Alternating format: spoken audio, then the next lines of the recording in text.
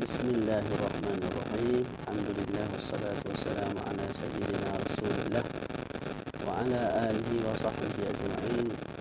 فنويت التعلم والتعليم والتذكر والتذكير والنفع والانتفاع والإفادة والاستفادة والحث على التمسك بكتاب الله سنة رسوله صلى الله عليه وآله وسلم والدلالة على الهدى ابتغاء مرضاته وثوابه وقربه سبحانه وتعالى.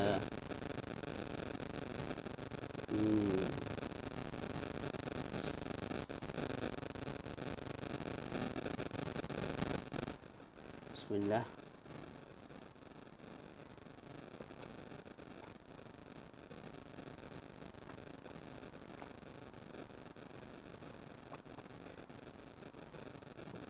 Tak ada orang masuk. Nak tanya suara ada ke tak ni? InsyaAllah ini suara ada lah, insyaAllah. Ada suara tak? Tu ada sahabat kita masuk. Ada suara tak? Dengar tak suara? Boleh tolong komen sikit tak? Siapa yang tengok ni? Ada? Alhamdulillah. Alhamdulillah. Okay, kita mulakan. Ulang balik daripada awal lah. Jadi perbahasan yang kita nak bincang hari ini adalah perbahasan keempat, iaitu mufattiratus shaum, perkara yang membatalkan puasa. Disebut dalam kitab kita ni secara umum, perkara yang membatalkan puasa itu ada 3. Sama ada masuk sesuatu daripada luar ke dalam, ataupun keluar sesuatu daripada dalam ke luar dengan sebab. Yang ketiga ialah jima'. Jadi yang pertama disebut dukhulu dakhilin, masuknya sesuatu. Masuknya sesuatu kat sini mesti ain, mesti zat. Contohnya air masuk dalam perut, batal puasa. Tak? Ataupun ubat-ubatan, tak? Ataupun nasi, beras, ataupun sim-simah, apa tu, biji-bijian yang ada atas roti tu, ataupun habatus sauda, biji habatus sauda. Maknanya benda-benda yang kita boleh lihat dengan mata, boleh sentuh dengan tangan, tak? Boleh rasa dengan lidah. Itu dipanggil sebagai al-ain. Jadi mesti masuk perkara sebegitu rupa ke dalam perut, ke dalam otak. Kalau masuk benda yang tidak seperti itu, contohnya masuk rih, udara, ataupun asap udara lah, kita sebut rih. Kita cium makanan, masuk bau makanan tu sampai ke otak kita, sampai ke perut contohnya. Ketika itu tidak batal kita punya puasa. Jadi yang pertama, nak batal puasa mesti masuk ke dalam rongga kita satu perkara yang dinamakan sebagai ain, zat. Okey, dan masuk tu pula mesti ke dalam jauf. Jauf ni perkara yang boleh mengubah makanan dan juga ubat kepada perkara yang lain. Perut lah. Perut ni kita makan nasi, kita ubah nasi tu jadi vitamin apa bagai semua, lepas tu dia asingkan kepada anggota-anggota badan yang lain. Ataupun kita makan ubat, dia boleh ubah ubat tu menjadi vitamin apa semua tu lah, yang berkait dengan ilmu perubatan tu, lepas tu dia hantar kepada tempat-tempat yang sepatutnya dihantar. Ataupun otak ni ada kemampuan untuk mengubah dawa, ubat. Itu. Jadi dipanggil sebagai ma yuhilul ghidha wad dawa atau ma yuhilul ad-dawa faqat. Tempat yang mampu mengubah makanan dan ubat dinamakan sebagai perut. Tempat yang boleh mengubah ubat sahaja dipanggil sebagai otak. Itu 2 benda yang dinamakan sebagai al-jauf, rongga. Jadi mesti zat tadi tu masuk ke tempat begitu. Perut kita, tak, otak kita bawalah batal kita punya puasa. Kalau masuk ke tempat lain, ketika itu tidak batal. Maknanya kalau masuk bukan kepada rongga. Okey. Jadi wusulu ainin ila ma yusamma jawfan min manfadh maftuh. Masuk pula mesti melalui manfadh, lubang yang terbuka. Lubang yang terbuka kita punya mulut. Tak. Lepas tu apa dia lagi?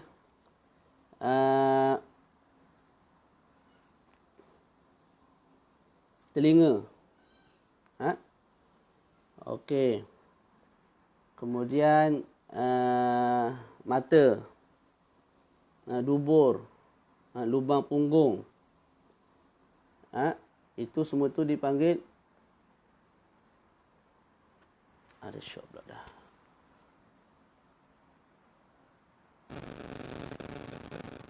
Tak jelas lagi ya?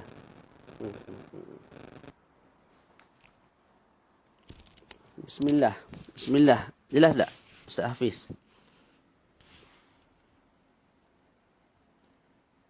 Ustaz Hafiz jelas tak?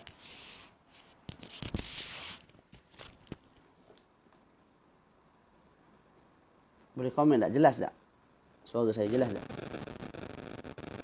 Saya tak dengar lagi.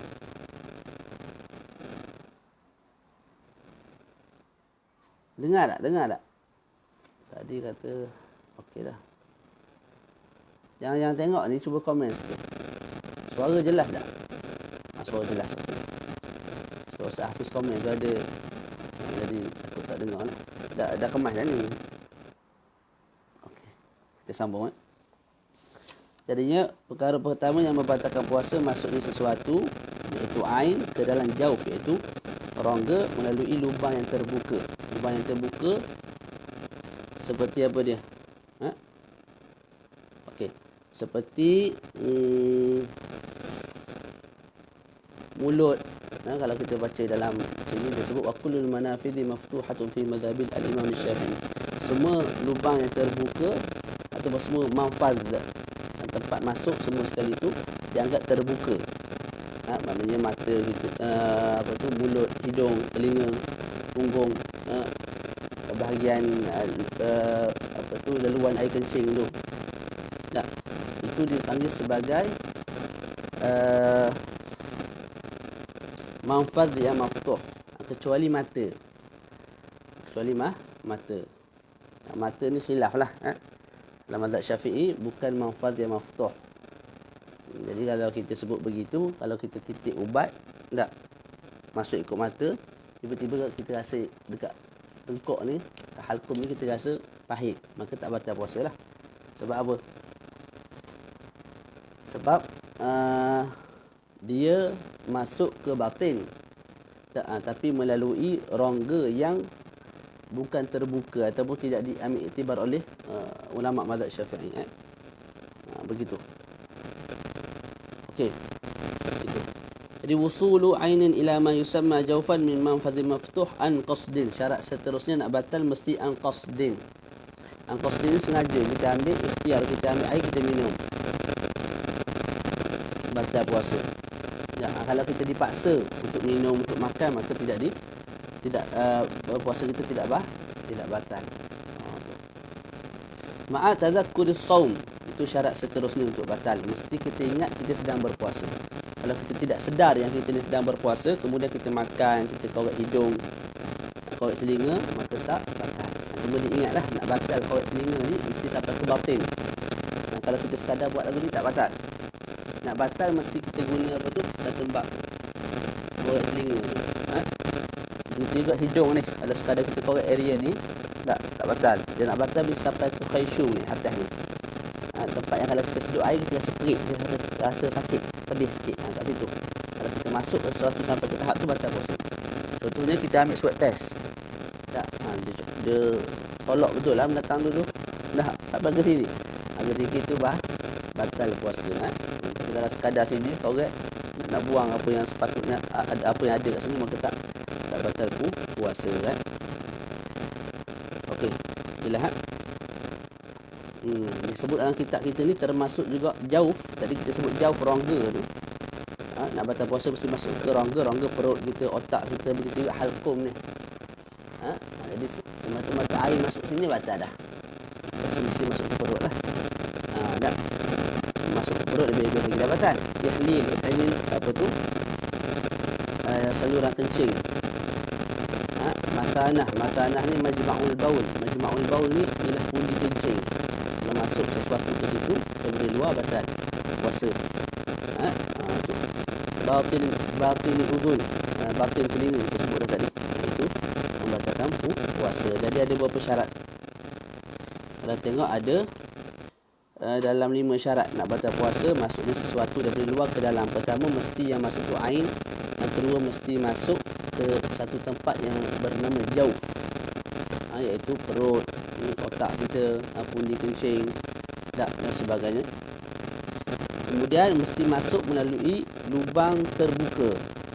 Lubang terbuka di sisi mazhab Syafi'i, semua lubang yang ada kat badan kita ni lubang terbuka, seperti mulut, telinga, hidung, lubang punggung, tak, kecuali mata. Kalau masuk ikut tu, semua tu batal puasa. Tapi kalau masuk air, kita tengah hari, kita orang panggil panas, jadi kita mandi ataupun berendam, tak, lepas kita berendam tu kita rasa lega sikit badan. Sebab apa? Masuk air ikut liang roma kita ni. Jadi lubang ni semua lubang yang maftuh, memang maftuh terbuka, cuma tidak zahir keterbukaan tu, tak. Maka tak batal ketika itu, sekalipun dia tu manfaz maftuh, cuma disebabkan manfaz maftuh ghairu zahir, tidak diambil iktibar oleh syarak. Tak. Jadi dia memang manfaz maftuh, dia terbuka, walaupun kita tak nampak tapi ada bukaan kecil. Sebab tu bila tak ubat dia masuk ke dalam. Tak, kita tak minyak ke apa, tak lotion ke, ataupun kita mandi, dia masuk ke dalam air tu, walaupun tak banyak masuk, tak. Tapi disebabkan manfaz maftuh ghairu zahir, tak boleh nak tengok dengan mata kepala lubang tu. Berbeza dengan hidung, dia boleh tengok lubang hidung, lubang mulut, lubang telinga. Tak, ketika itu tidak diambil iktibarah oleh syarak. Itu 3 syarat. Yang keempat, mesti an-qasdin. Kita minum, kita makan, kita kau hidung tu dengan ikhtiar kita, bukan dipaksa. Yang kelima, mesti kita ingat yang kita sedang berpuasa. Kalau kita lupa kita sedang berpuasa, maka kalau kita melakukan perkara-perkara seperti makan, minum, tidak membatalkan puasa. Kita baca sikit apa yang disebut dalam kitab ni. Wal muradu bil ain ma yushahadu bil ain wa lahu atharun mahsus wa in qalla kasimsimah wa yashmalu ad-dukhan al-ma'ruf bis-sijarah li'anna lahu atharun yuhas. Disebut dalam kitab kita ni, kalau kita isap okok ataupun ambil shisha, isap shisha dan sebagainya, perkara-perkara yang ada hari ni lah, jenis anak muda ambil semua tu, ketika itu membatalkan puasa juga. Sebab apa? Dia tu bukan sekadar bukan sekadar rih, malah dia tu ada athar yang yuhas. Sebab tu kalau orang isap okok gigi kuning, lidah kuning, itu menunjukkan ada kesan yang boleh dilihat oleh mata kepala lah. Jadi batal puasa kalau isap okok. Okey, kalau kita rasa makanan, hukumnya lagu mana? Pertama kita sebut, kalau kita rasa makanan dan telan, maka batal puasa. Kalau kita rasa makanan dan tidak telan, petang-petang mak kita masak, mak kita panggil kita suruh rasa makanan tu sedap ke tak, nak buat buka tak, jadi kita ambil sikit, kita rasa. Lepas kita rasa tu, kita buang balik. Lepas tu kita komong-komong buang lah baki-baki yang ada di area luar mulut kita ni. Tak, ketika itu batal ke tidak puasa? Kita sebut tidak batal. Cuma kalau tidak ada hajat, hukumnya makruh. Kalau ada hajat, hukumnya tidak ada masalah. Jadi kalau kita nak rasa makanan, nak tahu sedap ke tak sedap tak, mak kita masak, itu ada hajat, maka tidak makruh. Tapi saya saja nak rasa hak ni, lepas tu rasa pula hak tu, rasa pula hak ni, tapi tak telan lah, hukumnya makruh. Sebab kalau telan batal. Selesai kat situ. Yang kedua, perkara yang membatalkan puasa ialah khuruju kharijan bisabab, keluarnya sesuatu dengan sebab. Dan di bawah dhabit ini beberapa masalah. Yang pertama, al-qaid. Al-qaid iaitu muntah. Muntah. Maka muntah batal puasa kalau kita sengaja muntah. Kita main dekat apa ni, ataupun kita hidu sesuatu ke, sengaja hidu untuk kita muntah, atau kita buat-buat lah untuk muntah, akhir sekali muntah sungguh, ketika itu batal puasa, sekalipun tidak masuk apa yang keluar itu ke dalam perut kita. Maknanya kita muntah, apa yang keluar tu tidak kembali walaupun sikit ke dalam perut kita, tak kembali semula lah maknanya. Tak, ketika itu kekal batal puasa. Tak. Ataupun kembali semula tanpa ikhtiar. Muntah tu dia sengaja pisah, sengaja buat. Tak. Kemudian termasuk sedikit kesan muntah tu ke dalam perut. nasi ke, ayam ke dalam perut, termasuk juga batal puasa. Kerana apa? Kerana dia sengaja pisah muntah.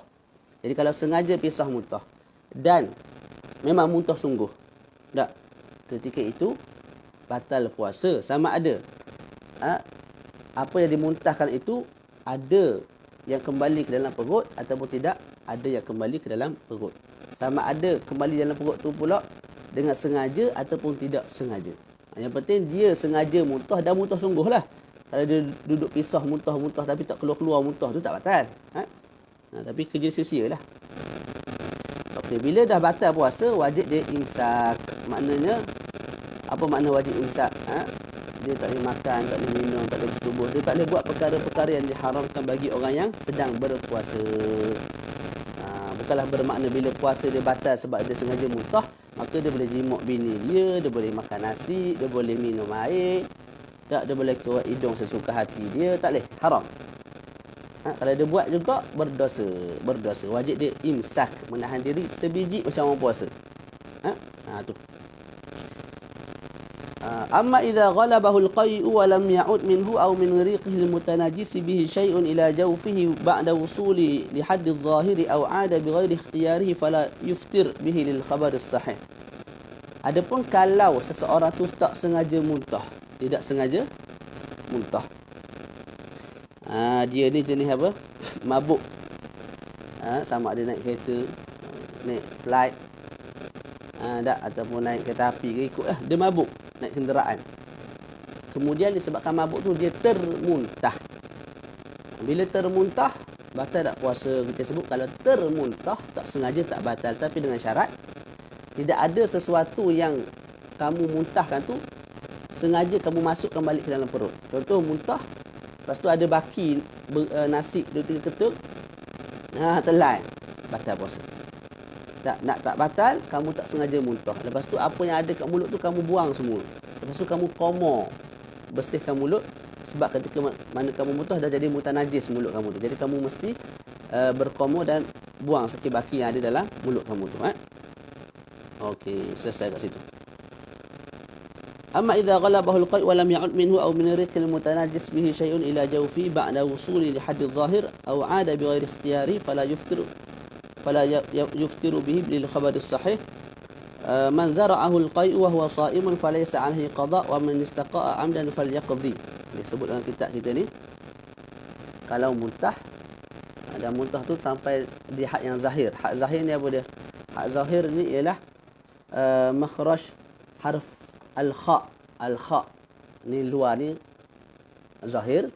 Lepas tu di tempat makhraj bagi al-kha, maknanya daripada makhraj al-kha dan ke atas, maknanya dan sehingga keluar mulut ni dipanggil sebagai haddul zahir, kawasan yang zahir. Bila keluar muntah ke sampai ke tahap tu, kamu telan batal. Tapi kalau muntah tu hanya sampai di haddul batin. Haddul batin ialah makhraj bagi al-ha. Al-ha. Tak muntah duduk area tu, tak keluar ke had yang zahir, maka tak batal lah kalau ditelan balik. Tak. Kemudian ulama khilaf antara Imam Rafi'i dan Imam Nawawi. Makhraj harf al-ha. Ha. Alhamdulillah. Alhamdulillah. Ha. Adakah itu haddul batin ataupun haddul zahir? Di sisi Imam Nawawi itu dianggap sebagai haddul zahir. Jadi kalau muntah sehingga muntah tu sampai sehingga makhraj al-ha dan kamu telan balik, maka batal puasa. Tapi di sisi Imam Rafi'i, kalau kamu muntah dan apa yang kamu muntahkan tersebut sampai di makhraj al-ha dan kamu telan balik, maka tidak batal. Jadi ittifaq sepakat mengatakan makhraj al-kha ialah makhraj al-zahir, iaitu haddul zahir. Kalau makhraj al-ha itu ittifaq juga mengatakan itu haddul batin. Tak, yang menjadi khilaf ialah makhraj al-ha. Al-ha. Itu khilaf. Imam Nawawi sebut itu haddul zahir, dengan makna di sisi Imam Nawawi kalau muntah sampai ke tahap haddul zahir, makhraj al-ha dan ditelan semula, tak batal puasa. Batal puasa. Tapi di sisi Imam Ar-Rafi'i tidak batal puasa. Sebab apa? Di sisi Imam Rafi'i beliau mengatakan makhraj al-ha ialah haddu al-batin. Haddu al-batin. Boleh dan disebut sebuah hadis sahih dalam kitab kita ni disebut siapa yang sengaja muntah. Zara'ahu tu az-zura', makna sengaja muntah. Tak, sedangkan dia puasa, maka dia kena qada puasa. Nak kena qada ni mesti batal dulu puasa tu tak? Jadi kita faham sendirilah walaupun Nabi tak sebut secara jelas. Jadi siapa-siapa yang sengaja muntah, maka batal puasa dia dan kena qada. Tapi siapa yang silap, man zara'ahul qai wa huwa sha'imun falaysa 'alaihi qada. Siapa yang az-zuru' ni tak sengaja muntah. Siapa yang tidak sengaja muntah sedangkan dia sedang berpuasa, maka tak batal puasa, maka tak berqada lah. Boleh teruskan puasa. Bagi siapa-siapa yang sengaja muntah, maka ke atasnya kena qada puasa. Okey. Satu masalah lain disebut dalam kitab ni, wakal qai'i at-tajashshu'. At-tajashshu' ni apa? Kita makan banyak sangat makanan sampai perut kita kenyang. Penuh. Bukan perut kita kenyang, perut kita penuh. Tak. Ada kala dia keluar udara daripada perut ni. Tak, dan bau dia tu lain macam sikit lah. Kita panggil sendawa lah. Sendawa. Okay. Kalau sendawa tiba-tiba keluar sesuatu daripada mulut kita, cecair. Tak. Adakah batal puasa? Kita sebut tak batal, tapi dengan syarat kamu tidak telan balik apa yang keluar tu. Kalau tertelan tak batal. Kadang-kadang kita tajasyuk tertelan, memang tak boleh nak kontrol benda tu. Tertelan sikit, tak batal. Tapi kalau dah sampai pada had yang kamu, had luar ni, had lidah ni, dan kita boleh buang, tiba-tiba kita sengaja telan, yang tu batal. Dan diingatkan at-tajasyuk iaitu sendawa tu, bila dia keluarkan cecair daripada perut, itu juga najis. Itu juga najis. Jadi apa yang perlu kita buat, kita pergi ke dapur, tak, kita ambil air, kita berkomor. Bagi mulut kita tu kosong daripada kesan cecair yang keluar daripada perut tu, sebab itu najis. Boleh selesai kat situ. Okey. Yang kedua, masalah yang kedua yang termasuk di bawah dhabit khuruju kharijan bisabab ialah khurujul mani bisababi al-istimna'. Keluarnya air mani dengan sebab istimna'. Istimna' ni kita panggil onani. Onani, sengaja mengeluarkan air mani tanpa jima'. Itu panggil istimna'. Sama ada seseorang tu keluarkan air mani dia tu dengan sengaja tu, sama ada dengan cara yang haram, iaitu dengan tangan sendiri, ataupun dengan cara yang halal. Kalau bulan-bulan bukan bulan puasa lah, guna tangan isteri, tangan hamba, halal. Tak. Tapi kalau masuk bulan Ramadan jadi haram juga. Kita buat pembahagian ni berdasarkan asal perkara tu. Kalau bulan, maknanya kita ambil tiba pada bulan yang lain. Istimna' ni, onani ni, tak. Kalau dengan tangan sendiri ataupun dengan alat-alat tertentu, tak, haram. Tapi kalau dengan tangan isteri, tangan hamba, halal. Tapi kedua-dua perkara tu, dua-dua bahagian tu, kalau masuk bulan Ramadan, dua-dua jadi haram. Okay. Ketika itu, kalau seseorang tu onani dan keluar air mani betul, ketika itu batal puasa dia. Sama ada dia beronani dengan berlapik ataupun tidak berlapik. Sama ada tengah onani tu ada syahwat ataupun tidak ada syahwat. Bila ada niat untuk mengeluarkan air mani dan keluar betul air mani dengan apa cara sekalipun, maka tak, dia punya puasa batal. Okey, berbeza kalau dia onani tapi tak keluar air mani, tak batal lah. Itu faham, mudah. Ataupun keluar air mani tapi bukan dengan cara istimna', bukan cara onani. Contoh dia tidur. Tidur mimpi. Mimpi lain macam. Sedar-sedar basah dah seluar tak. Ketika itu puasa dia juga tidak batal. Sebab air mani itu keluar, daripada diri dia tanpa kehendak daripada dia lah. Jadi jelas masalah onani ni. Dan onani ni termasuk dosa yang besar. Yang ketiga, khurujul mani bisababil mubasyarah. Keluarnya air mani disebabkan mubasyarah. Mubasyarah ni kita sentuh kulit ke kulit. Sama ada dengan sentuhan begini, tak, kulit ke kulit, ataupun dengan cium, tak, ataupun dengan peluk. Yang penting kulit bertemu dengan kulit. Dia ada perincian yang panjang lah, kita baca. Fataratan yakunu mimma tashtahihi ittiba'u salimah aw la. Fa in kana la tashtahihi ittiba'u salimatu kal amradil jamili wal udwil mubali fala yuftir. bil inzali mutlaqa sawa'un kana bi syahwatin aw la bihailin aw la. Yang pertama, perincian yang pertama ialah bila berlakunya mubasyarah,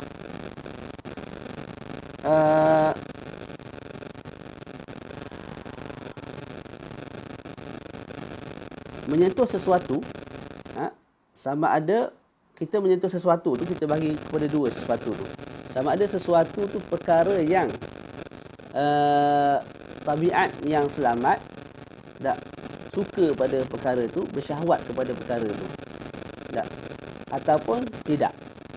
Okay, kalau jenis benda ataupun perkara yang nafsu orang biasa, nafsu orang yang selamat, yang sihat ni tidak bersyahwat kepada perkara tersebut, maka perinciannya seperti berikut. Apa dia contohnya? Kal amradil jamil.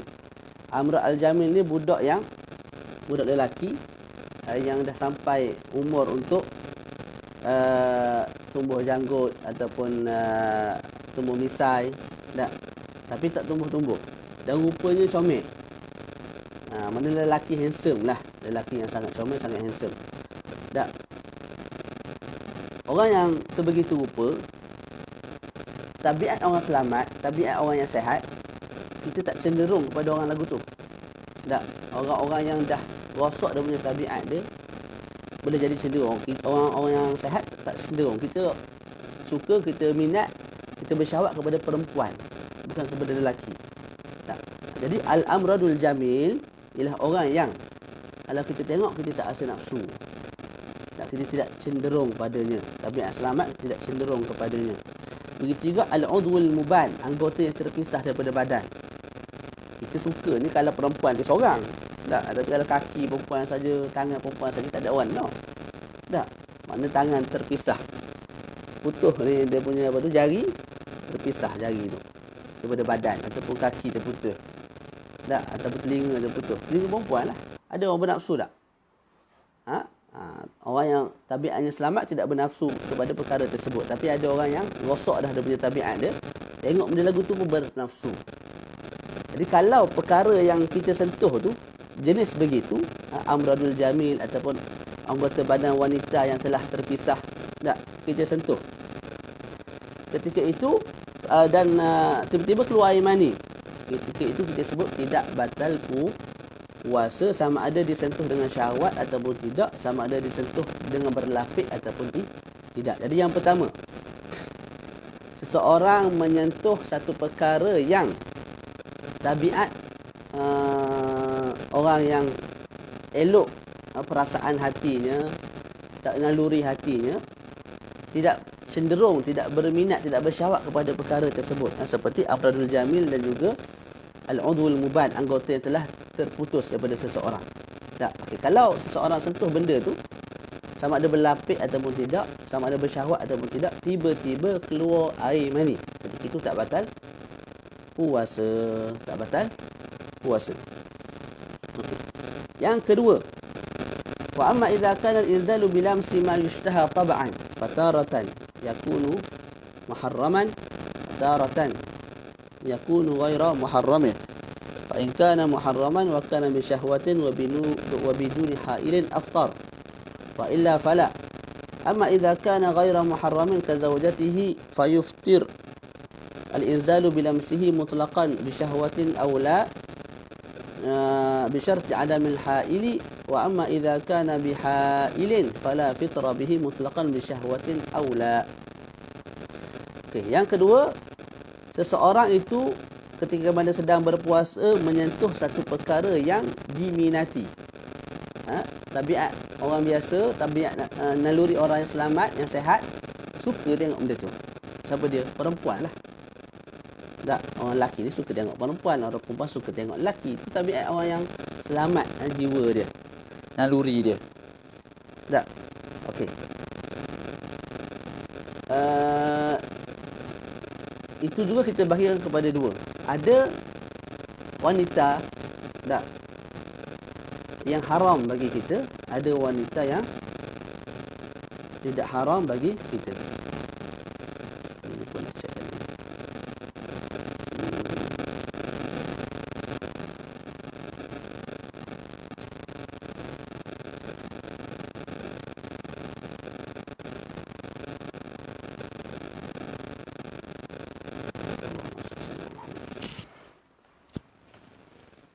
Sekejap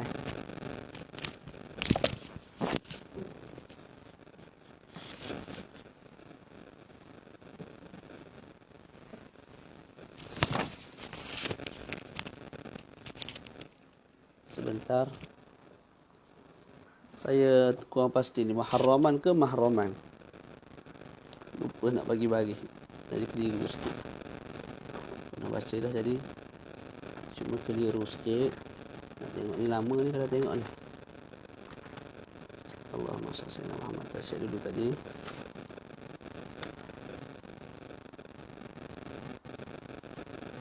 Babus saum. Allah. Ada yang boleh bantu tak?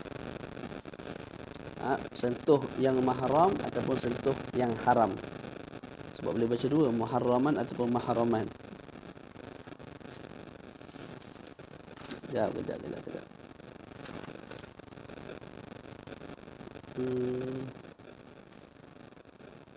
Muharraman kana bukan.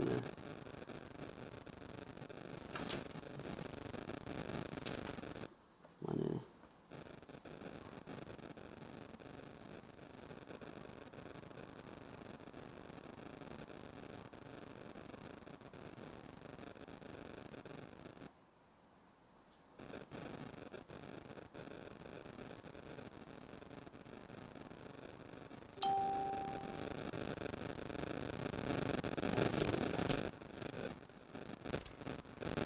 Ada gangguan. Masalah pada hari ni. Sekejap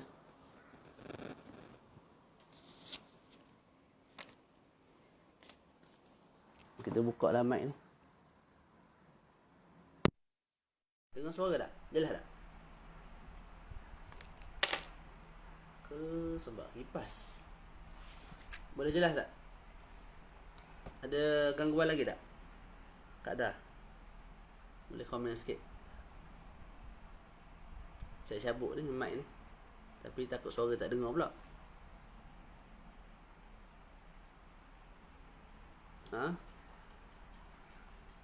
Jelas Okey.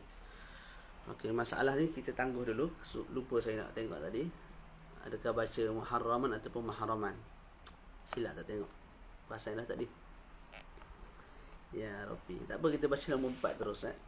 Khurujul mani bisababin nazar wal fikri. Keluarnya air mani ketika sedang berpuasa disebabkan melihat sesuatu yang tak elok dan juga wal fikri, memikirkan sesuatu yang tidak elok. In kana min 'adatihi al-inzalu bihima aw kararahuma hatta anzal fa innahu yuftir 'ala al-mu'tamad kama fil Bujairimi 'ala al-Khatib. Kalau jenis adat seseorang tu keluar air mani bila mana dia tengok benda yang tak elok, dia fikir benda yang tak elok, tak, ketika itu kalau dia tengok, dia fikir keluar air mani sungguh, batal. Contohnya Zaidun minan nas, Zaid contoh, tak, adat dia kalau tengok benda tu mesti keluar air mani. Bila sampai bulan Ramadan dia sengaja tengok, lepas tu keluar air mani, batal puasa dia, tak. Ataupun dia tu kalau jenis fikir je, koyak sikit keluar air mani. Masuk bulan Ramadan, dia mikir juga benda lagu tu. Lepas tu keluar air mani. Ketika itu batal. Boleh Okey. Kalau tak keluar air mani, dia fikir. Ataupun dia tengok, tapi tak keluar air mani. Kita sebut tak batal lah puasa. Bila tak batal puasa, bukan mestinya tidak diharamkan. Hukumnya kekal haram, cuma tidak batal puasa. Walakin an-nazar wal fikra al-muharrikan lisyahwah kal qublah yahrumani wa in lam yaftur kama fil Qaylubi. Seperti mana ciuman. Kalau kita cium seseorang, tak, kalau tak keluar air mani, batal tak? Tak batal puasa, tapi haram tak? Kalau jenis anak muda cium, lepas tu naik syahwat, akhirnya haram. Tapi kalau orang tua dah, tak ada nafsu apa dah, tak, kalau cium tak batal, ketika itu tidak diharamkan syarak lah. Tapi orang tua yang jenis tak ada nafsu lah. Ada orang tua makin menjadi, tak, orang kalau tua begitu cium pun haram. Itu sudah haram tidak haram lah. Kalau jenis nafsu dia tu kuat, tak, maka cium haram. Kalau jenis tak ada nafsu dah, cium tidak haram. Okey, kalau buat juga sama ada haram ataupun tidak tu, tiba-tiba keluar air mani. Ketika itu jelas-jelaslah batal puasa. Okey, apa dhabit bagi bergeraknya syahwat ataupun kuatnya syahwat?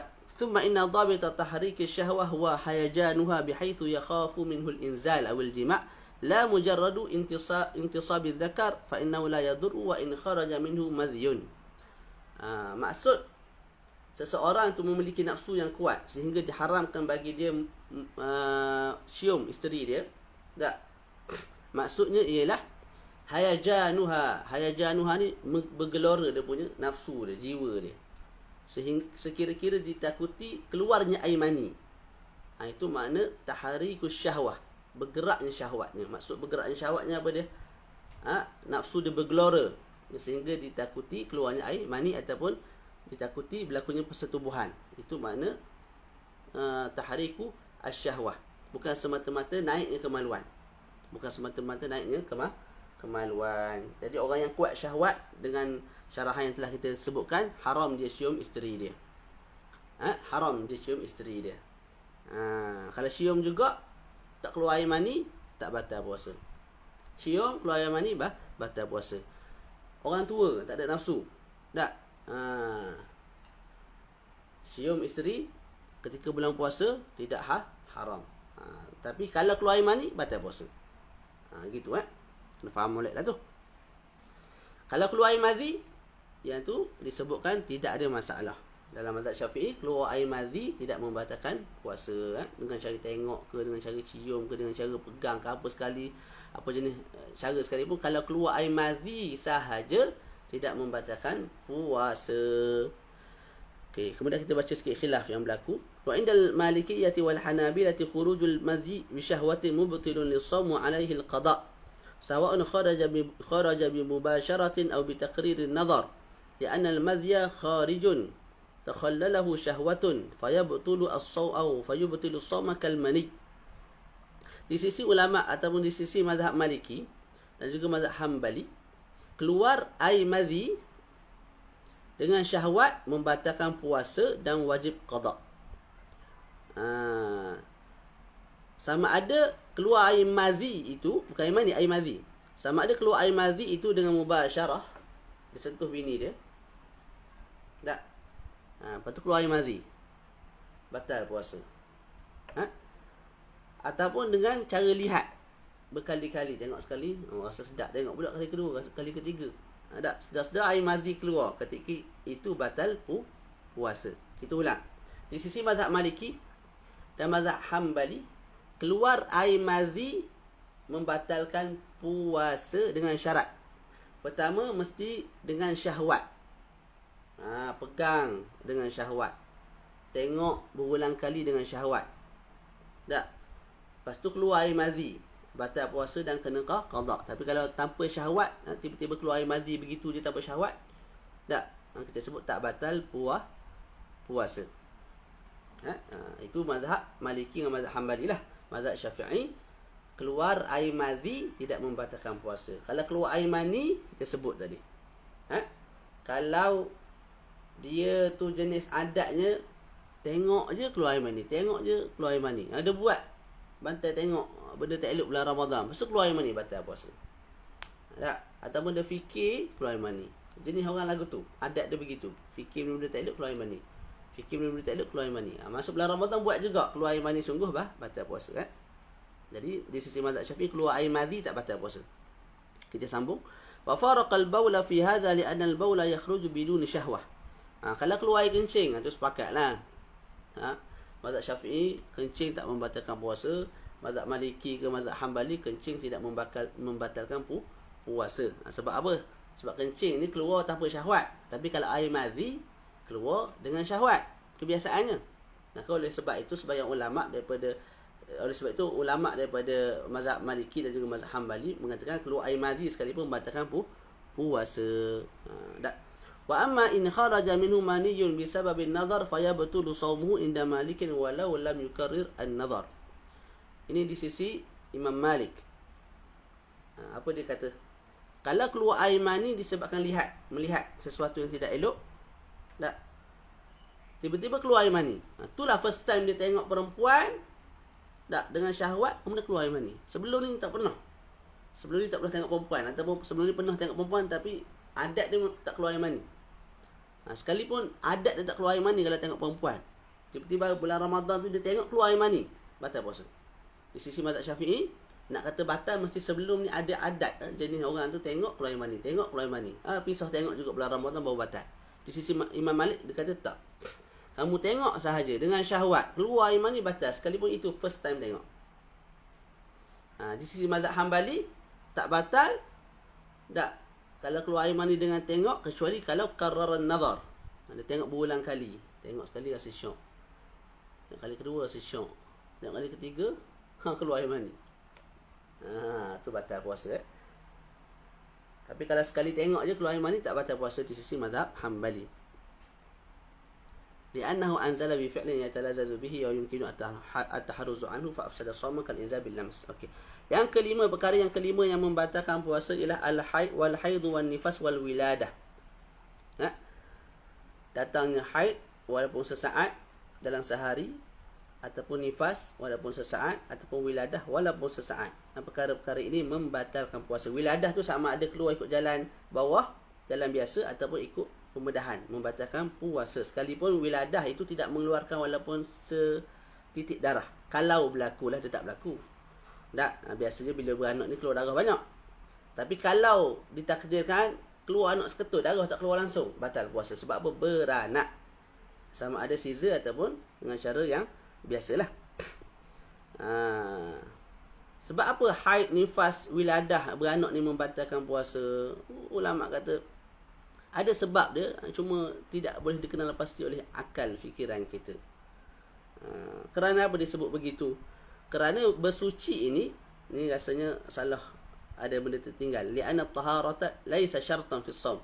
Kerana bersuci itu bukan syarat untuk sah puasa. Tak. Seseorang itu bersetubuh dengan isteri dia pada waktu malam. Pagi tu dia junub. Bila junub tu dia tak mandi wajib sampailah ke maghrib. Malam tadi dia niat lah. Puasa dia sah tak? Puasa dia sah. Walaupun dia hadas besar. Kalau hadas kecil lebih-lebih lagi dah sahnya puasa. Jadi walaupun seseorang itu berhadas besar daripada subuh sampai maghrib, puasa dia sah. Jadi at-taharah bukan syarat untuk sah puasa. Tapi di sini disebut haid, nifas, wiladah yang dikatakan sebagai hadas besar, tak membatalkan puasa. Sebab apa? Allah alam. Allah Ta'ala sahaja yang tahu. Begitu. Boleh? Lepas tu bila datang haid, nifas, wiladah semua ni, maka perempuan tu terbatallah puasa dan kena qada nanti. Dan kena qada nanti. Kalau datang darah istihadah, tidak membatalkan puasa. Istihadah tidak membatalkan puasa. Terus, fa hunaka mubtilatun li asbabin taqumu bil badan kafatan mani'atan li sihhati shaumi asla. Dan di sana ada perkara yang membatalkan puasa yang lain lah. Ini perkara seterusnya, perkara yang seterusnya membatalkan puasa. Mudahnya kita terus masuk pada khulasah dia. Wa khulasatu dzalika anna lil ighma'i was-sukri arba'u halat. Perbahasan mengenai mabuk ataupun pengsan. Adakah perkara tersebut membatalkan puasa? Kita sebut ada 4 keadaan. Kitab ni sangat cantik. Yang pertama, in ta'adda bihima wa amma jami'an nahar batala shaumuhu bil ittifaq. Yang pertama, kalau mabuk dan pengsan dengan sengaja. Masa sahur tu dia minum arak, sengaja minum arak. Ni bukan arak ataupun sengaja makan ubat untuk pengsan. Tak, jadi dia sengaja ambil benda, makanan, minuman yang menyebabkan dia mabuk ataupun menyebabkan dia pengsan. Kemudian dia pengsan tu daripada awal subuh sampai ke maghrib. Dia sedar bila waktu isyak, dia sedar. Jadi sehari semalam dia mabuk. Sehari semalam ni maksud dia apa dia? Daripada subuh, daripada mula puasa sampai ke maghrib. Tak sedar langsung sehari tu. Boleh? Tu. Ketika itu batal puasanya bil ittifaq, tanpa khilaf. Boleh? Sengaja ta'adda bihima, sengaja buat mabuk, maka ubat tertentu. Dan mabuk tu pula sepanjang hari, ketika itu batal puasa tanpa ada khilaf. Batala shaumuhu bil ittifaq. Yang kedua, illam yata'adda bihima wa lam ya'umma jami'an nahar lam yabtul shaumuhu bil ittifaq. Yang kedua, tidak sengaja mabuk, tidak sengaja pengsan. Dalam masa yang sama, pengsan dan mabuk itu tidak berlaku sepanjang hari. Tu. Ketika itu juga ittifaq mengatakan tidak batal. Ittifaq mengatakan tidak batal. Ittifaq mana? Ittifaq ulama lah. Tidak batal, tidak ada khilaf. Tadi contohlah Zaid. Waktu sahur tu dia tengok ada air dalam cawan. Dia sahur, dia minum air lah. Minum air tu lah, minum laju-laju. Jadi sekali teguk, zoom, habis. Sampai ke perut dah air tu. Rupa-rupanya air tu apa dia? Arak. Bukan air apa? Air apa? Bukan air biasa lah. Bukan air putih biasa, bukan air sirap ke tak. Air tu air arak. Dia minum kadang-kadang tidak sengaja. Ataupun dia minum satu benda yang disangka air, rupanya itu ubat untuk menyebabkan seseorang tu pengsan. Jadi dia pengsan secara tidak sengaja. Okey. Kemudian malam dia niatlah untuk puasa. Pagi tu dalam pukul pagi tu dah mabuk ataupun pengsan. Dalam pukul 12 tengah hari tu dia hilang mabuk dia. Tak ada tersedar daripada pengsan dia. Tak sedar walaupun sejam 2 jam ikutlah ataupun sampai ke maghrib dia sedar. Tak. Bila cukup 2 syarat tu, tidak sengaja mabuk dan dia sedar walaupun sekejap dalam sehari tu, pukul 12 dia sedar dalam 2-3 jam, lepas tu mabuk semula. Tak sambung mabuk pagi tadi. Ataupun pengsan semula. Tak kisahlah, yang penting dia sedar walaupun sekejap. Ketika itu kita sebut lam yabtul shaumuhu bil ittifaq. Tidak batal puasanya secara ittifaq ulama, tidak ada khilaf. Yang ketiga, in ta'adda bihima wa lam ya'umma jami'an nahar. Sengaja mabuk. Seseorang tu sengaja mabuk, sengaja pengsan. Tapi pengsan dan mabuk itu tidak berlaku sepanjang hari, tidak berlaku daripada subuh sampai ke maghrib, malah berlaku separuh hari ataupun dia ada sedar walaupun sekejap pada waktu pagi tu. Tak, dia sedar daripada pengsan dia ataupun dia hilang daripada mabuk dia walaupun sekejap. Tak, ketika itu padanya ada khilaf.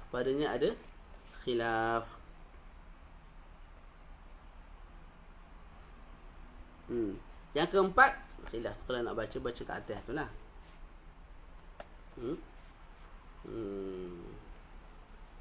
Khilafnya macam mana? Baca sikit sini.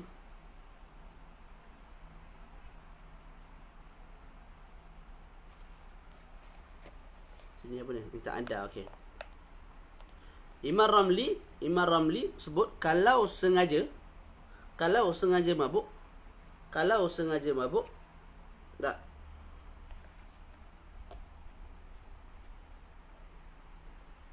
Tak. Mana ni? Mu'tamada fi mawdi'in akhar. Tak, kita baca dulu. Yang keempat, illam yata'adda bihima wa amma jami'an nar fihi khilaf aidan.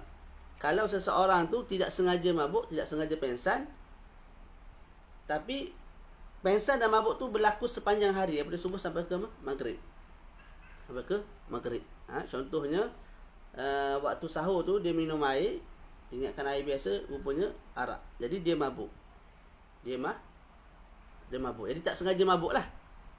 Walaupun tak sengaja mabuk, tapi mabuk tu berlaku daripada subuh sampai ke maghrib. Ketika itu juga ada khilaf. Ada sebagian ulama kata batal, ada sebahagian yang lain kata tidak batal. Jadi jelas. Bila cukup 2 syarat, ada 2 syarat, sengaja dan mabuk pengsan tu berlaku sepanjang hari, itu batal tanpa khilaf. Kalau dua-dua perkara ni tidak ada, maka apa dua-dua tu? Tidak sengaja dan dia tidak pengsan mabuk sepanjang hari, malah dia sedar walaupun sekejap dalam sehari tu, ketika itu juga tidak ada khilaf pada mengatakan tidak batal. Yang ada khilaf kalau ada salah satu syarat, tidak ada salah satu syarat yang lain. Sengaja mabuk, tapi pagi itu dia tersedar, maknanya dia tidak mabuk sepanjang hari. Ketika itu ada khilaf. Ataupun tidak sengaja mabuk, Tak, lepas tu pengsan sepanjang hari, mabuk sepanjang hari daripada subuh sampai ke maghrib. Ketika itu juga ada khilaf. Nak baca khilaf dia, kita baca, tak ada masalah. Tapi kalau baca takut jadi pening balik. Tu. Mana? Jadi sangkut, tak apa kita baca. وكذا الإغماء والسكر إن تعدى بهما وعمل جميع النهار فلا فطر بما لم يتعدى به منهما وإن عمل جميع النهار ولا بما لم يؤمه وإن تعدى به هذا ما يفهمه شرح الإرشاد لابن حجر. Ibnu Hajar dalam syarah al-Irsyad karangan beliau lah, beliau mengatakan kalau pengsan dan mabuk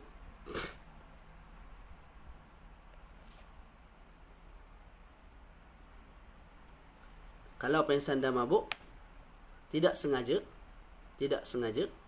dan tidak sengaja tapi sepanjang hari tak, ketika itu batal puasa. Jadi Imam Ibnu Hajar dia ada dua pandangan dalam masalah ni dalam dua kitab. Imam Ibnu Hajar mengatakan kalau seseorang itu tak sengaja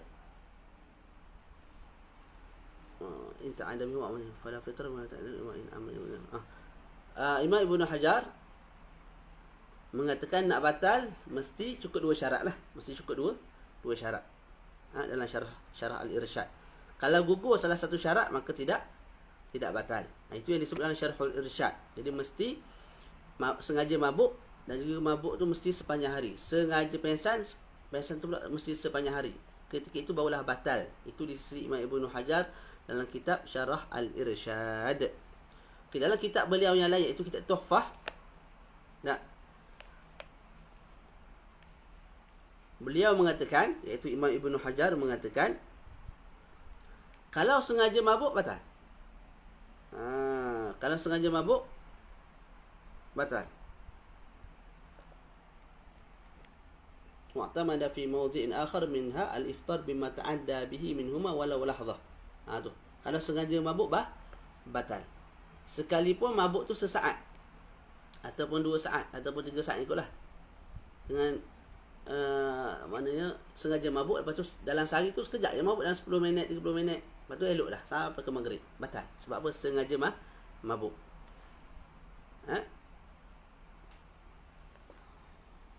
Okey. Kalau tak sengaja mabuk batal tak? Di sisi Imam Ibnu Hajar juga batal. Kalau mabuk tu sepanjang hari. Jadi kesimpulan bagi Imam Ibnu Hajar, pandangan Imam Ibnu Hajar ialah begini. Imam Ibnu Hajar ada dua pandangan. Pertama dalam kitab Al-Irsyad, Syarah Al-Irsyad. Dalam kitab tersebut Imam Ibnu Hajar sebut nak batal mesti cukup 2 syarat. Sengaja mabuk, dan yang kedua mabuk itu berlaku daripada subuh sampai maghrib. Sengaja pengsan dan pengsan itu berlaku daripada subuh sampai ke maghrib. Mana tak sedar langsung bagi tu. Tak. Tu satu dalam kitab Al-Irsyad. Pandangan kedua Imam Ibnu Hajar dalam kitab Tuhfah beliau. Beliau sebut apa? Beliau sebut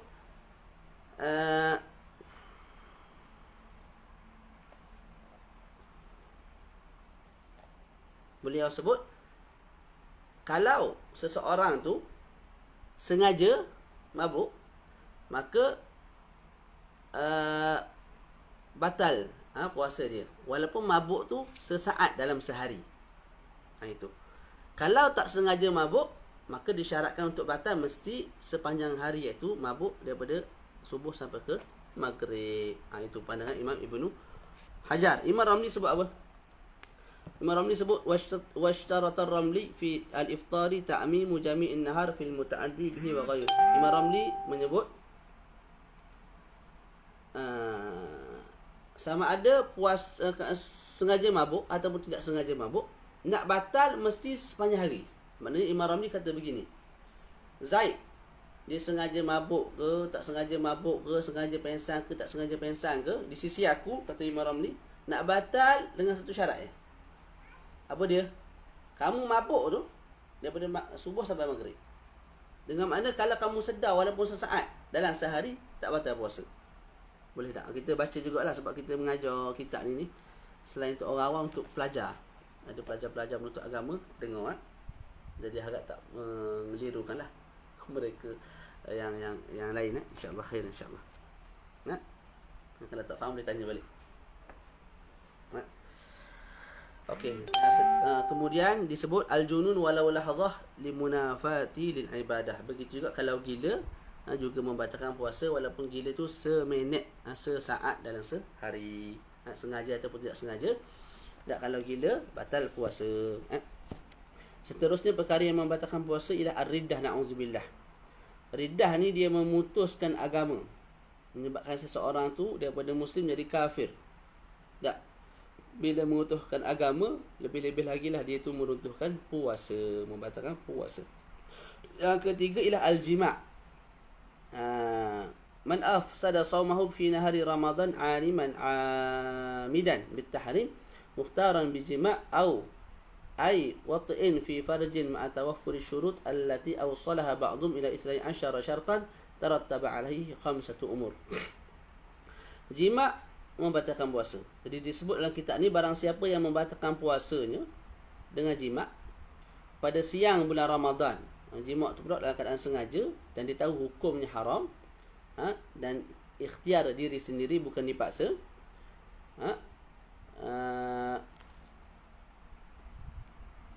Maka ke atasnya 5 perkara. Cuma nak berlaku ke atasnya 5 perkara. Yang pertama, kalau seseorang tu berjimuk pada siang bulan Ramadan dalam keadaan sengaja, tahu hukumnya haram, lepas tu bukan dipaksa, tak. Tarattaba alaihi 5 umur. Pertama, puasanya batal. Yang kedua, dia wajib qada puasa tu, wajib pula secara segera, dengan makna 1 Syawal raya lah, tak boleh nak puasa hari tu. 2 Syawal kena qada. Kalau kamu tak qada pada 2 Syawal, kamu berdosa. Kecuali kalau ada keuzuran, seperti tak mampu puasa, badan tak sihat. Tapi kalau badan sihat, tak nak puasa juga sebab ada rumah terbuka, punya haram. Jadi kalau kamu berbuka secara sengaja dengan jimuk ke dengan cara yang lain sekalipun, tak, kamu kena qada segera. Segera tu macam mana? 2 Syawal kena qada dah. Yang ketiga, dia kena imsak baqiyatul yaum. Jadi bila dia bersetubuh pada pukul 8 pagi dengan sengaja, tak, dia wajib imsak lepas tu. Maknanya dia tak boleh makan, tak boleh minum, tak boleh jimuk kali kedua, tak boleh kawat hidung, tak boleh buat perkara-perkara lain yang diharamkan bagi orang yang sedang berpuasa. Kalau dia buat juga, hukumnya berdosa. Jadi jangan kita ingat bila dah batal puasa dengan sengaja, lepas tu kita boleh makan, boleh minum, boleh jimuk, tak boleh. Haram. Menghormati bulan Ramadan. Yang keempat, wujubul kafaratil uzma, wajib bayar kafarah al-uzma. Yang kelima ialah wajib ta'zir. Wajib ta'zir ni daripada pihak pemimpin lah. Pemimpin ta'zir, dia bagi denda kat dia. Okey. Cumanya wajib kafarah al-uzma tu yang keempat tu, ada 12 syarat. Itu boleh ditengok dalam kitab Nailur Rajak. Boleh rujuk balik lah. Ada 12 syarat untuk dikatakan seseorang itu batal puasa dengan jima'. Bukan wajib kafarah saja, tak. 12 syarat itu ialah syarat untuk dikatakan seseorang itu batal puasa dengan jima'. Kalau gugur salah satu daripada 12 syarat itu, maka sekalipun jima' tak batal puasanya. Okey, boleh tengok dalam Nailur Rajak. Qala fi rahmatil ummah fi ikhtilafil a'immah li-Dimashqi. Disebut dalam kitab tu Rahmatul Ummah, wa ajma'u ala anna man wati'a wa huwa sha'imun fi ramadana 'amidan min ghairi 'udhrin kana 'asiyan wa batala shamuhu falazimahu imsaku baqiyatin nahar wa 'alayhi kafaratul kubra wa hiya itqu raqabah fa illam yajid fa siyamu shahrayn mutatabi'ain fa illam yastati' fa it'amu 60 miskina. Telah berkata sahib Rahmatul Ummah dalam kitab beliau, ulama sepakat ijma' mengatakan sesiapa yang sengaja bersetubuh pada siang bulan Ramadan, tak tanpa sebarang uzur, maka dia itu dianggap sebagai orang yang berdosa dan puasanya batal, dan wajib bagi dia imsak sepanjang hari. Dan wajib bagi dia juga kafaratul uzma. Kafaratul uzma apa dia? Kafarah yang besar, iaitu bebaskan hamba. Tak ada hamba, pindah nombor 2, puasa 2 bulan berturut-turut. Kalau tak mampu yang kedua, barulah boleh pindah yang ketiga, iaitu bagi makan 60 orang fakir atau miskin. Dan kafarah di sisi ulama Syafi'iyah alal wati' ka zawjin dunal mawtu'. Ni khilaf. Bila suami bersama dengan isteri, Tak, pada siang bulan Ramadan dengan sengaja. Kita sebut puasa dia batal, wajib dia qada secara segera, wajib dia imsak baki hari tu. Tak, lepas tu wajib kafarah, wajib ta'zir. Wajib kafarah tu siapa dia kena bayar kafarah? Itu khilaf. Itu apa dia? Khilaf. Di sisi ulama mazhab Syafi'i, di sisi mazhab Syafi'i lah, yang kena bayar kafarah siapa dia?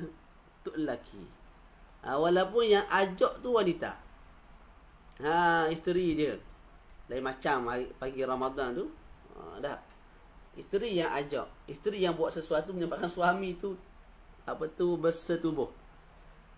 Jadi batal suami isteri puasa. Siapa yang kena bayar kafarah? Suami. Dunal mautu.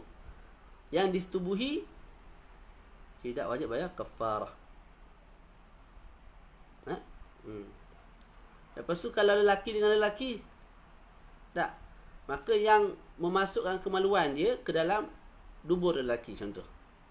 Yang memasukkan tu, itu yang wajib bayar kafarah.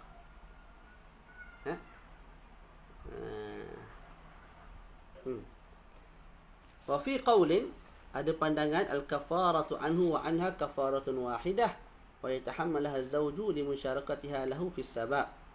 Wa amal mawtu'atu bisyubha aw al-mazni biha fala yatahammal anha qat'an. Wa fi qawlin 'alayha kafaratun ukhra qiyasan lirajul tasawihima fi as-sababi wal ithmi. Terbacalah. Jadi kafarah di sisi ulama Syafi'iyah ke atas mereka yang menyetubuhi, iaitu suami. Ada pandangan mengatakan kafarah wajib ke atas suami dan isteri. Cuma wajib satu kafarah je. Pandangan pertama, pandangan muktamad, dia sebut kafarah wajib ke atas suami, ke atas isteri tak ada. Pandangan kedua sebut kafarah tu wajib ke atas suami dan isteri. Cuma satu kafarah sahaja. Yang kena keluarkan kafarah tu suami, tapi wajib ke atas kedua-duanya sekali. Tapi yang mengeluarkan tu kafarah tu suami. Boleh? Yang tadi memang tak wajib langsung ke atas isteri. Pada awal tak ada langsung kaitan dengan isteri. Suami wajib ke atas suami, suami kena keluarkan. Pandangan kedua sebut tak, kafarah ialah untuk pihak isteri, pihak suami. Cuma kafarah tu satu, dan yang kena pikul kafarah tu, yang kena bertanggungjawab untuk keluarkan kafarah tu ialah suami. Suami. Panjang ni baca.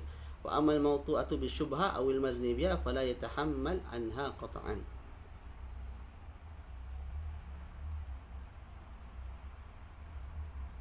Wa fi qawlin 'alayha kafaratun ukhra qiyasan 'ala ar-rajul litasawihima fi as-sabab wal ithm. Wa mahallul khilaf fi ma idza kanat al-mar'atu sha'imatan wa ma kanat ta'i'atan 'alimatan fa in kanat muftiratan bi haidin aw ghayrihi aw kanat sha'imatan wa lam yabtul shawmuha li kawniha na'imatan mathalan fala kafarata 'alayha qat'an. Okey. Adapun wanita yang disetubuhi dengan syarat syubhat, tak, ataupun wanita yang disetubuhi dengan cara zina, fala yatahammal ay al-wati' anha qat'an. Maka yang menyetubuhi perempuan itu secara zina ataupun secara syubhat, yang menyetubuhi itu lelaki itu tidak kena pikul kafarah bagi pihak wanita yang disetubuhinya. Allah alam, mungkin maksud dia perempuan itu juga kena bayar kafarah. Allah alam. Wa fi qawlin 'alayha kafaratun ukhra qiyasan 'ala ar-rajul litasawihima fi as-sabab wal ithm. Ada pandangan yang ketiga, perempuan juga kena bayar kafarah. Sebab apa? Sebab jima' tu berlaku puncanya ialah suami dan isteri. Tak? Kalau seorang saja nak, seorang lagi tak jadi. Jadi dua-dua berkehendak.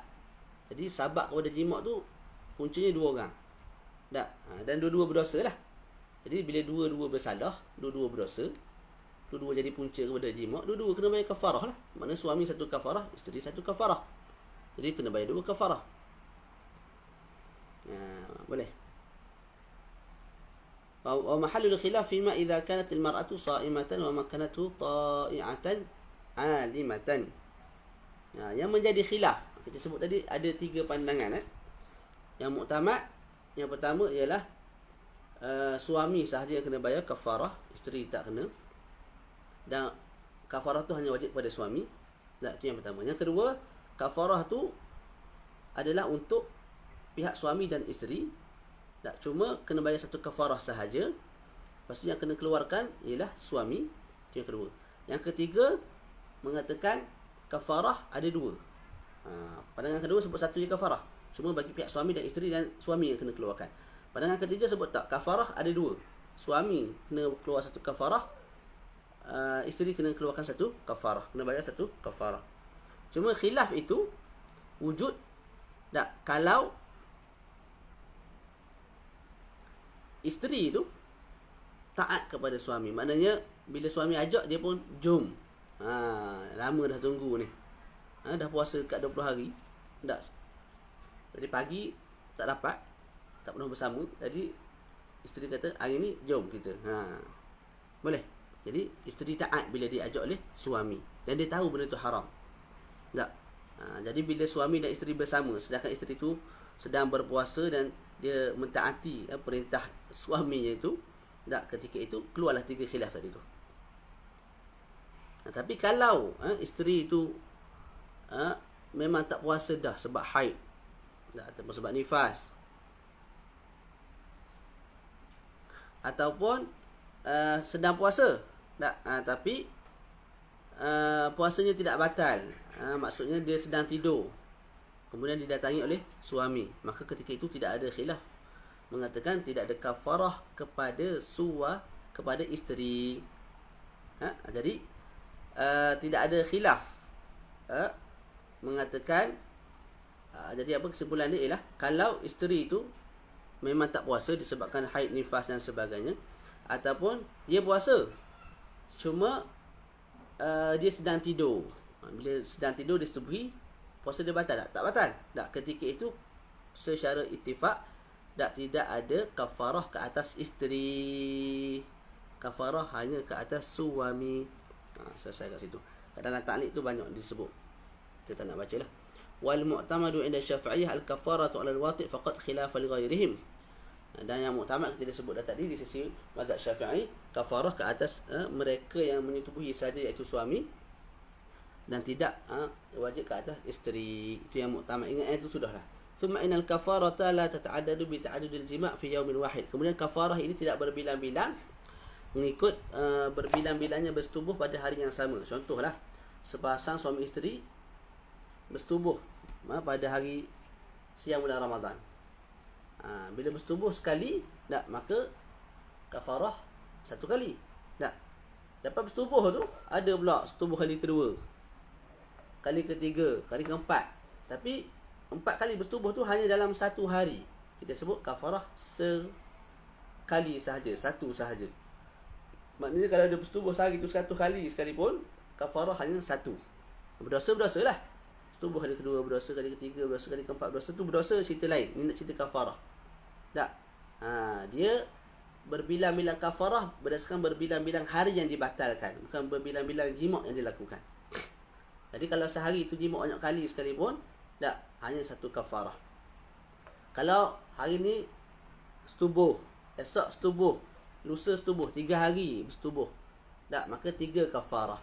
30 hari bersetubuh, maka 30 kafarah. Boleh? Tu dia berdasarkan hari. Bila hari, boleh faham tak? Tak isyarat lebih lah. Faham dah tu. Kadang-kadang sebab kita bercakap dengan apa ni, secara online ni, kadang-kadang kita tak tahu respon pendengar. Jadi bila kita syarah tu, kadang-kadang kita melampau dalam syarahan, daripada faham jadi tak faham balik. Faham tak? Jadi gitulah. Jadi boleh komen sikit lah, faham, alhamdulillah, nahnu bi khair, nahnu nuhibbuk, wa hakadha, supaya yang mengajar ni rasa apa, okey lah. Kalau dah faham tak payah nak syarah lebih-lebih sangat. Okey. Selesai kat situ. Okey, kemudian illah ataupun sebab kenapa kalau setubuh hari ni satu kafarah, setubuh esok 2 kafarah, setubuh lusa jadi 3 kafarah. Kita tidak katakan kalau setubuh setiap hari 30 hari tu bayar satu kafarah padan lah. Alasannya ialah sebagaimana telah kita sebut, setiap hari itu ialah satu ibadah. Esok ibadah yang lain, lusa ibadah yang lain, tulat ibadah yang lain. Tak, jadi kamu berjima hari ini, kamu batalkan ibadah hari ini, maka satu kafarah.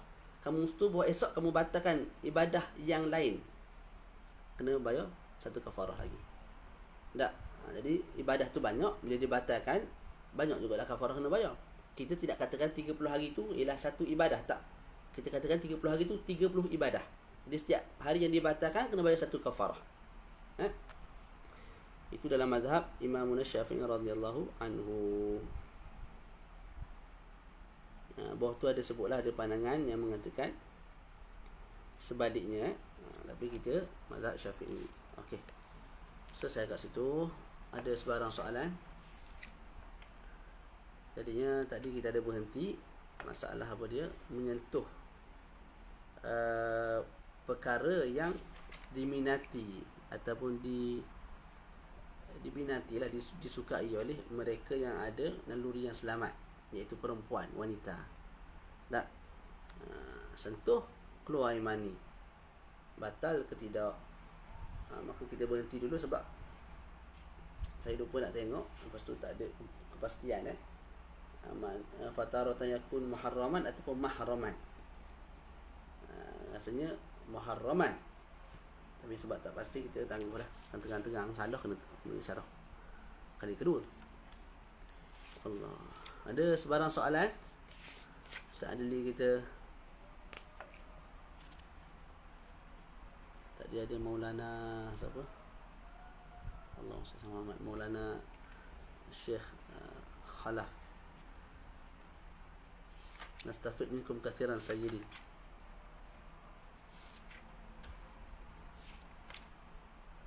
Ada sebarang soalan? Tak ada. Hal indakum ayu soal? Uri an nunhi hadha dars wa insyaallah سنقرأ مرة أخرى غدا أو في غدا إن شاء الله.